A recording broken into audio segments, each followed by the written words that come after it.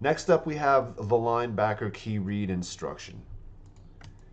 This is going to, when you cycle it, adjust a couple of different things that we can see here. Number one, it's going to adjust the player position that the linebacker will do his read on.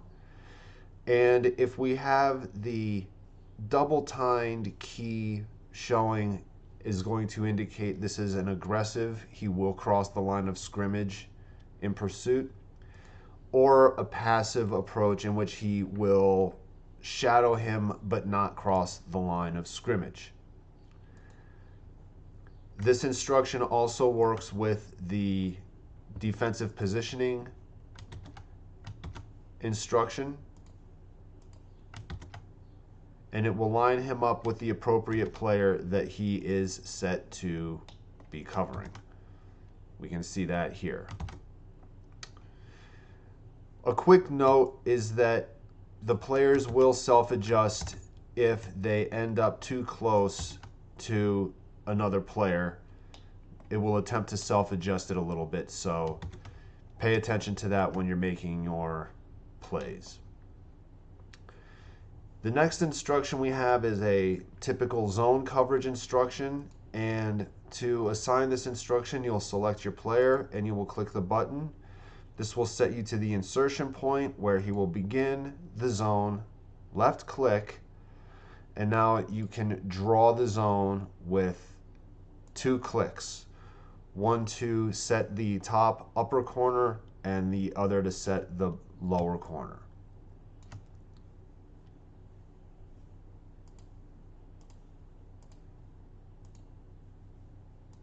Clearing a couple of instructions here, and then moving on to the next and final instruction is the man-to-man coverage.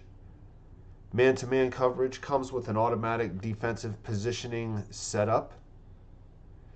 As you cycle through the man-to-man coverage,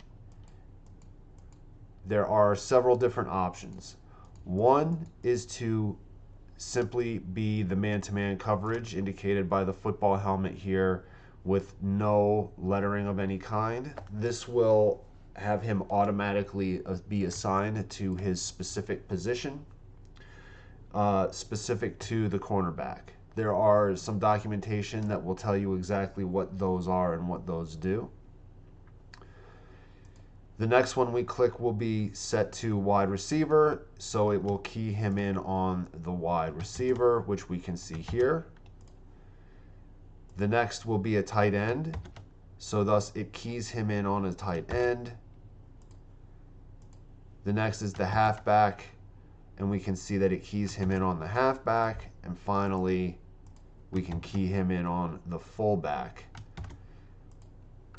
The different positions have a different sequence of order. Thus, if you put a man-to-man coverage on a linebacker, he is going to cover a different set of priorities with regards to whom he covers at a given point when there is no specific position for him to cover.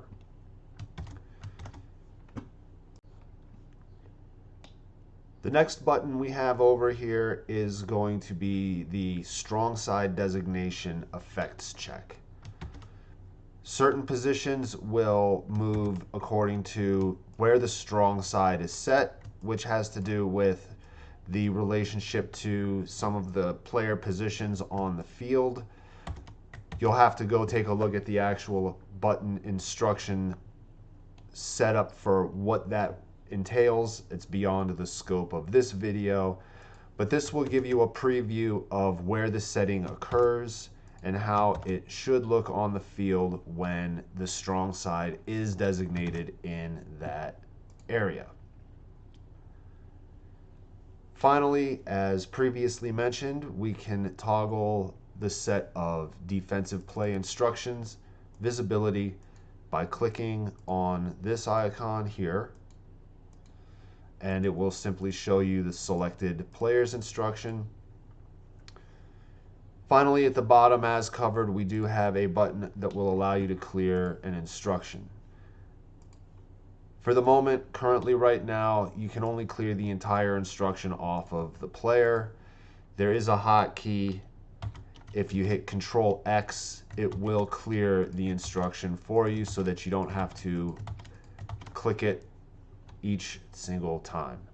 That about covers it for these instruction buttons and how to apply them to players. Thanks, and see you in the next video.